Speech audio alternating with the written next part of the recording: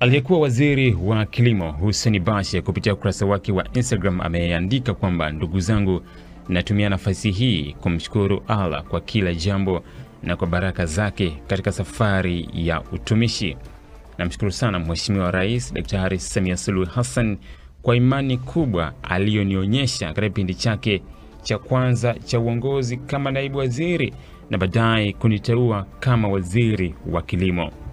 Ni heshima niliyothamini kwa moyo wangu wote na ninaendelea kuwa mwenye shukrani kwa nafasi hiyo ya kuwatumikia Watanzania. Natoa pongezi za dhati kwa ndugu Daniel Godfrey Chongolo kwa kuaminiwa na kuteuliwa kwa waziri wa kilimo. Namfahamu kama mkulima na mzalendo.